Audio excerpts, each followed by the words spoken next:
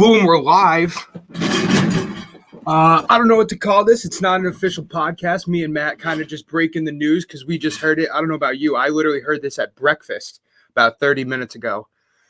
Carson Wentz, former number 2 pick out of North Dakota State, former runner-up in the MVP contest in just 2017, Super Bowl champion. He didn't start, but he's a Super Bowl champion.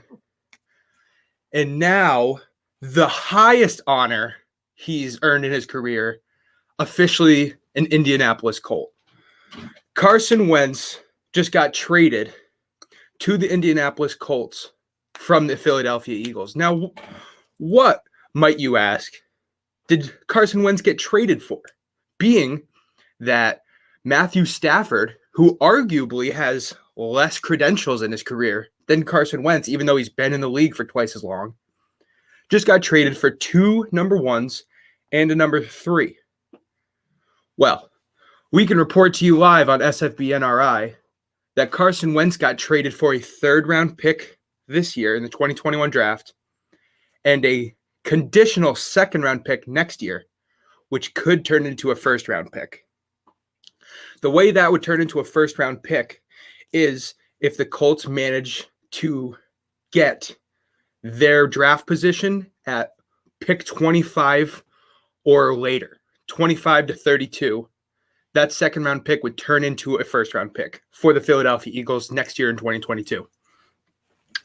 I am being joined by Director of Operations for SFBNRI, Matt Joels. Matt, how you doing? Good. How are you? I'm literally reading this off of the wire the same exact way you did, seeing tweets come in from Adam Schefter and Chris Mortensen. I'm reading right here, just going through things written by The Athletic. So it's a lot of news all coming out at the same time. This is still being considered a projected trade for the purposes that the NFL league year does not start until March 17th. So we have to sit on this for a year. But I have never in my 20 years in this business ever seen a projected trade end up balked by the league in some bizarre way. Other details that kind of go into play on this, that the Eagles will owe Carson Wentz 33.8 million in what's called dead money in 2021. That's because of the trade. And then 15 million of Wentz's $22 million salary for next season, 2022, will now actually become guaranteed money. So he's going to get 33.8 million from the Eagles this year and then 15 million guaranteed next year. Right. Not only that, but from the Colts, he like you said, he is getting that 15, and I have right here $15.4 million this year. He's also going to be guaranteed 15 million flat next year. And then after that, right, that's the complete 128 million. Right. So after 2 years, if Carson Wentz continues, Carson Wentz had a rough year this year. We can all admit that. He had, I think he might have finished the year with more interceptions than touchdowns. If he continues that trend, the Colts do have 2 different opt-outs in the last 2 years of his contract, which is only 4 more years. So if he's not doing well after 2 years, we can cut him, cut ties like that. And for just a 2nd and 3rd round pick, I'm totally fine with that because the Colts were in the mentality of using Band-Aid quarterbacks every year anyway. And there's one more thing that I have been, obviously this Carson Wentz trade scenario has been a topic of NFL discussion for, I would say, a little over a month now. You know, there was talks about him going to the Bears, and there was talks about him going this way and that way. And if you remember, in our Super Bowl pre-show, I called Carson Wentz coming to the Colts. You very well did. And I thought Wentz was going to go to the Bears. And in fact, earlier this week, I was talking about Wentz to the Bears for 2 2nd-round picks that was going to send Nick Foles and 2 2nd-round picks to the Eagles. And that whole thing ended up, and in fact, I wasn't even the only one who said that. It was getting tweeted out by Yep, multiple people, and it got a lot of blocked people. somewhere in the middle. Mhm. Yeah, for some reason, I think it's crazy that there wasn't a first round pick that exchanged hands, and we do know from the trade details that leaked about the Matthew Stafford potential trade to the Colts, because Indianapolis was one of the teams that was talking to Detroit before they traded Stafford. And we do know that the Colts didn't want to trade a first round pick. And they stuck to their guns, man. They stuck to their guns and they didn't budge on the Carson Wentz deal. They knew that Philadelphia was in a tricky position. And I guess it seems like Philadelphia kind of they knew it was getting closer to the time where Wentz would be not getting offers as high as he was. So they kind of made the deal. And you know what? It's not a terrible move for the organization, for the Eagles either, because the Eagles have Jalen Hurts, who they do like. He's not amazing right now, but he has potential to build, especially in the offense that they have set up with a great ground game. They have some aging veterans, but still a good O-line. And they have some young receivers like Jalen Reagor. So I think that Jalen Hurts will have at least a chance to be very good in Philadelphia. And I think that the couple extra picks is going to help them in the long run, because they will need some more firepower. And so this is just 2 more picks of the next 2 years. So I think it helps both teams. But for the Colts, their head coach is Frank Reich. Frank Reich was hired to the Colts 4 years ago because he was the quarterback coach in Philadelphia the year that Carson Wentz was runner-up for MVP and the eventual year that they won the Super Bowl. Carson Wentz was coached by Frank Reich, who is now going to be his head coach.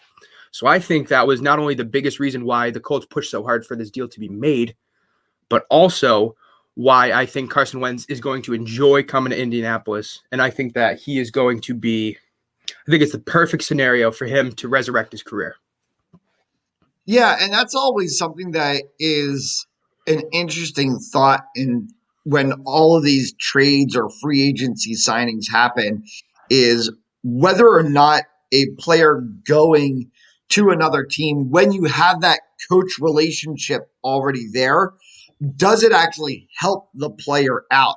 And it's going to be very interesting to see Carson Wentz go to Indianapolis, and if he all of a sudden becomes 2017, 2018, 2019 I hope he Wentz, does.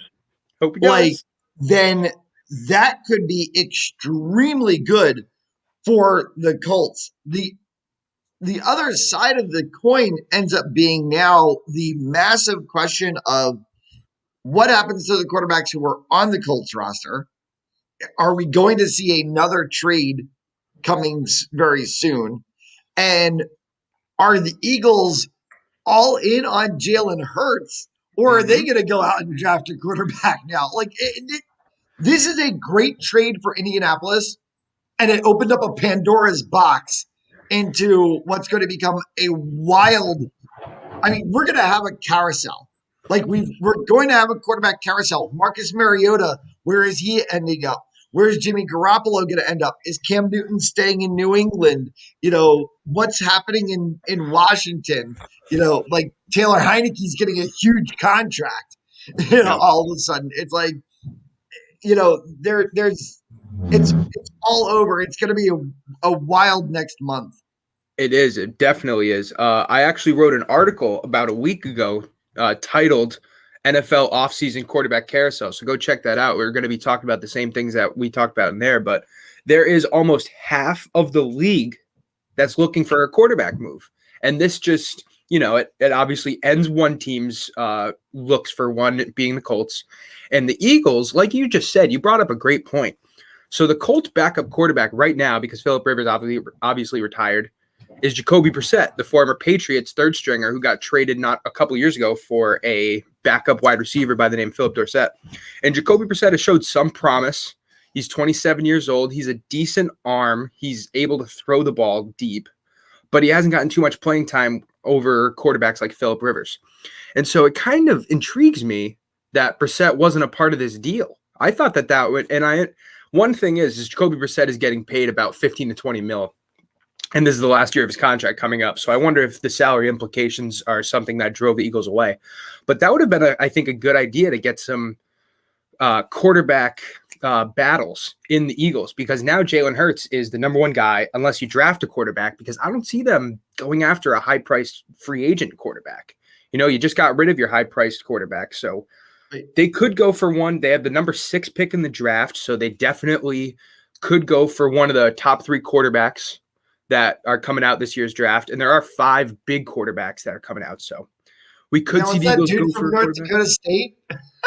Yeah, they could get another North Dakota State quarterback. Oh, wow. Imagine if that were to happen. Trey Lance. That would be crazy. I didn't even think of that. That's intriguing. But yeah, I mean, let's get back to what happened today, what we know. There's so much we could speculate on because this offseason is going to be such a crapshoot anyway. There's so much that could happen that it's almost, it's great to speculate, and it's awesome to talk about all the possibilities that could happen, but we really don't know until things happen. Prime example, we thought Carson Wentz was going to the Bears yesterday, and now he's in Indianapolis. Speaking as myself, as I would say the biggest Colts fan in New England. I proudly wear that moniker, and I have been since 2013. I probably am, which is why I can say I'm the biggest. So I'm also the smallest as well. We have needed a quarterback since Andrew Luck retired.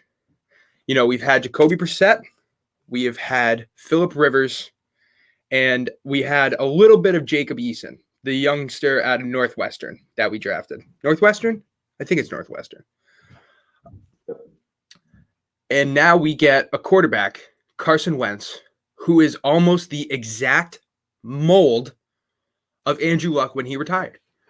A 6'4", 6'5", decently mobile, high IQ, top draft pick who is able to throw the ball, does get mixed up with some interceptions, but, the upside far weighs the downside. So the last time the Colts had a quarterback like Carson Wentz under center, we won 8 of the last 9 games of the regular season, won a playoff game against Houston when they had better times, and lost to the Chiefs. And so I don't see that there's any reason that the Colts can't do that again coming up this year, because our team's better than it was 3 years ago. We've improved the O-line, which is one of the best in the NFL, top 2.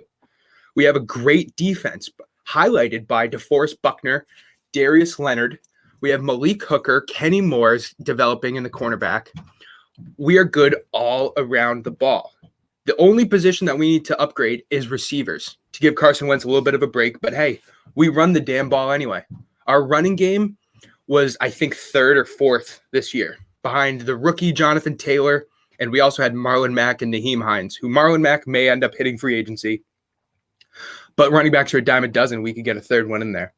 The future is bright in Indianapolis. And we have 2 years of paying Wentz and then 2 years of possibly paying him, or we could cut him for nothing. So I think that this deal is very high reward and almost low risk. The fact that we're going to pay him $30 to $50 million over the next 2 years is pricey, but that's almost less than what the quarterback market is making for each quarterback right now. So I think that this was a great deal, and I think this shows, like it has over the last 3 years, that Indianapolis not only has a great team, but a tremendous front office. And I think that I could not be more happy and more proud for my team.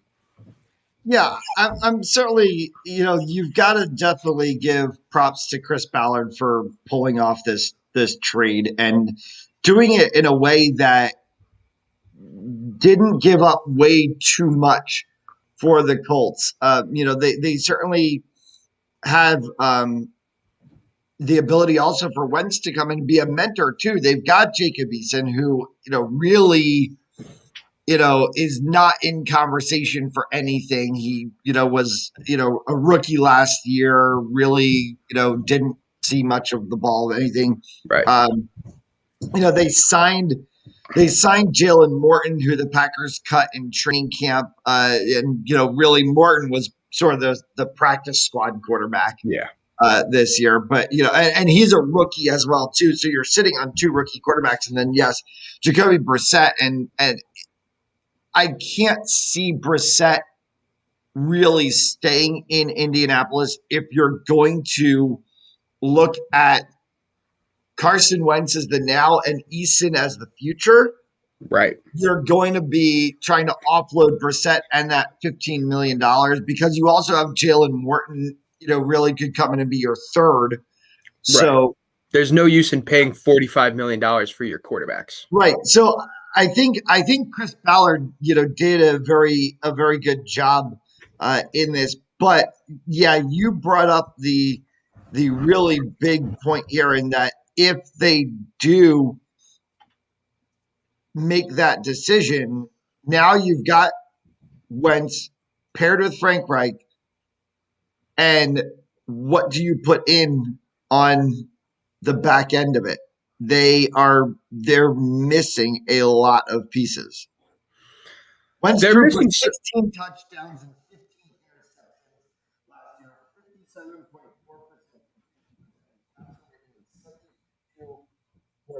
8. And the Eagles defense, the Eagles offensive line, yielded a league worst 65 sacks. So he's going to go from that to a team that allowed just 21 sacks, second fewest in the league. Though Anthony Costanza retires, so they've got to fill in at left tackle. Jonathan Taylor and Michael Pittman Jr. obviously are great receivers. But there's still, is he going to go back to being, 33 touchdowns, 7 interceptions like he was in 2017? We'll certainly see. But here's one thing that I've always said, and I'll let you get to your next point. Offenses by coaches are designed for who is running the offense. Frank Reich has a great offense. I don't think that offense ever was truly designed for a quarterback like Jacoby Brissett. Yep. I think it was designed for a Carson Wentz because you have those players in line, because you have a Pittman Jr., because you have a Jonathan Taylor. If you put a Carson Wentz in there behind an elite offensive line that only yielded 21 sacks last year, second fewest in the league, I will say I certainly believe Carson Wentz could return to 2017 type status because he won't have the risk of injury that he had to go through in the past couple of years. Yeah, I agree with you. I think there's a couple points I want to make, although I think you're on the money with everything you said. One, the Colts gave up 21 sacks, yes. Second best in the league, yes. And that was with an immobile quarterback like Phillip Rivers. If we had someone with a little bit of mobility, that number might have even been lower. Carson Wentz he does have some injury problems, but he is still able to get outside the pocket. Number two, I think that this offense of the Indianapolis Colts does have some holes. Left tackle, right guard, second wide receiver, and we could get a second tight end because Jack Doyle is getting older. But if you look at the way that it's set up, it's almost exactly like the Eagles' offense has been over the last 2 years. They have Michael Pittman, the big receiver, who people don't know yet because he was a rookie out of USC. He had a phenomenal rookie season. He's only going to progress, but he's your Alshon Jeffrey. You have a slot speedster like Paris Campbell, who was drafted in the second round 2 years ago and has not showed a lot of progression, but he is still able to get separation and he does have good hands. And that's your slot receiver from Philadelphia, like Jalen Reagor or like Nelson Aguilar in the past. Then you have two great running backs. Jonathan Taylor has so much upside. I can't wait for Jonathan Taylor to have another year under his belt of full starting. We don't know what we're doing with Marlon Mack, but we have Naheem Hines, who's a receiving option similar to a Miles Sanders, or if you want to go a couple years ago, Darren Sproles, very similar. And then you have a 2 tight end set that the Colts love to work out of with Trey Burton, who had a comeback year with the Colts last year, and Jack Doyle, who's been a sensational backup piece for the last 5 years for the Colts. One of the most underappreciated tight ends in the league, which is just like Zach Ertz and Dallas Goedert. And I have some more news for you. The Colts have roughly $20 million in cap space, and they can go out and they can get a receiver, or they could get a tight end. And by the way, Zach Ertz is rumored to be released soon. And if Zach Ertz was rumored, where do you think his top landing spot might be? And obviously that's speculation. That's something I would love to see, but there's you know me, I always throw in the weird twists to it of, somebody asked me, I said something about Zach Ertz to the Bears or the Colts, and they said, well, why would Zach Ertz want to go to the Bears or the Colts? And I said, well, there's a football side to it and there's a personal side to it. If you go to the Bears, you're in the same city as your wife. If you go to the Colts, you're in the next closest city to your wife. Right. Julie Ertz plays for the Chicago Red Stars. Right. And not only that, but he would be going with his friend Carson Wentz and his former coach, Frank Reich. So there is some, that's totally speculation. And obviously the Colts do have a good tight end room anyway. We didn't even mention Mo Alley Cox, the former basketball player out of Vanderbilt, who has a tremendous, spectacular catch ability. So they have a lot of decent players. Do they have any A-plus players on offense besides the potential of their running back, Jonathan Taylor? Their only A player on offense is their guard, Quentin Nelson, who's the best guard in football. One of the reasons why our offensive line is so amazing. Now, you did bring up that Anthony Costanzo retired. Shout out Costanzo, one of the greatest Colts linemen ever with Jeff Saturday. That is a position that will need to be filled. Now, we do have a right tackle by the name of Braden Smith, who is a very large, powerful human being. He could take that role as left tackle, but he is better suited for run blocking, which is why I see him staying at right tackle. And which is why I'm assuming the Colts are going to draft a tackle early with their 22nd pick in the draft. That would make sense to me because that is the biggest position that took a dive this offseason because obviously your all-pro tackle retired. Once they fill that, if they can get another receiver, you have the slots fast guy like Paris Campbell. T.Y. Hilton's probably going to be leaving and free agency. Marcus Pittman is the big guy that you can throw in the red zone. You need a every down guy who can run a curl, who can run a post. You need a second round gadget player, if you will, at wide receiver. And if they can do that, if they can draft a tackle and a wide receiver in their first 2 picks, I really don't see any reason why this team doesn't not only win its division, but go into the second, maybe third round of the playoffs, conference championship, maybe. Yeah, I can't disagree with you on that. And I know we were talking about this, like before we came on air. And it's weird because right after the Super Bowl, we all started kind of like talking about how that early line came out and it was like, 900 to 1 and this, and I'm just going, and the joke that kind of got sent around the room was this is way too early. And I think now that we've seen some things that have happened since the Super Bowl with players getting released by certain teams or trades that are going to happen or contract restructurings or whatever, it's way too early to figure out like who's going where. Like if you say to me, hey, Carson Wentz going to the Colts is going to make the Colts go to the Super Bowl, I'm going to say to you, yeah, probably, but I don't know right now. Like, right, you could say that about 12 other teams. Yeah. I mean, could we sit here and say the Buccaneers are going to go to the Super Bowl next year? Yes. Can we say the Chiefs are going to go to the Super Bowl next year? Yes. Can we say that the Rams might potentially go to the Super Bowl? Yes. I mean, like, who knows? Right. No, I completely agree with you. I will say this, all right? I try to have my journalistic integrity at all times. I try to be fair. I try to be in the middle. Right now, all right, here's the middle. There I am. All right. I am biased towards this breaking news as anyone has ever been because Carson Wentz, I really like Carson Wentz. I have a couple friends who've been Eagles fans, so I've been watching Carson Wentz, and he's going to my team. I am a huge sports fan, and the Colts are my team. And we just got a quarterback who could potentially bring us to the promised land that our former quarterback couldn't even ever get us to. So bottom line, this is exciting news for Colts fans. This is exciting news for everybody in the NFL. Because anytime a quarterback shakeup happens, it's interesting. Maybe not exciting, but it's interesting. And I think that the Eagles have some potential to move around, rebuild for a year or two, see how Jalen Hurts works out with a couple extra picks, I think, and dumping some salary. Although it's going to kill him this year, it'll help him out in the long run. I think that both teams have benefited.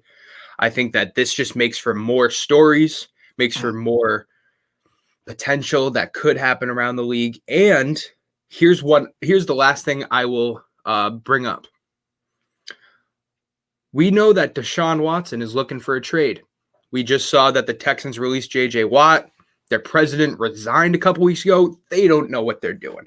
But they've obviously been looking for multiple first-round picks as compensation for Watson. Does this trade haul from Carson Wentz possibly diminish that? Do the Texans now look for maybe just one first-round pick and maybe like a third-round pick? And if that's the case, can we see a team like the Jets, like the Panthers, like the Washington football team go out and grab Watson while the picking's low?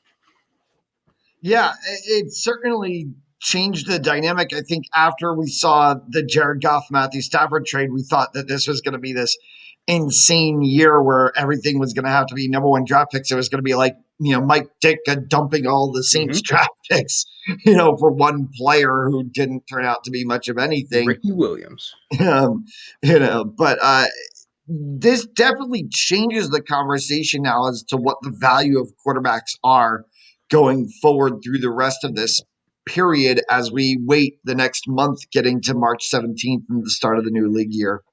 Absolutely. All right. Well, if that's all you got, Matt, I think I'm all set. I've been loud. I've been happy. I'm thinking about what could happen. I'm anticipating things. All I can tell you is that the Colts got 10 wins this year. And, with this trade, we get nothing but better.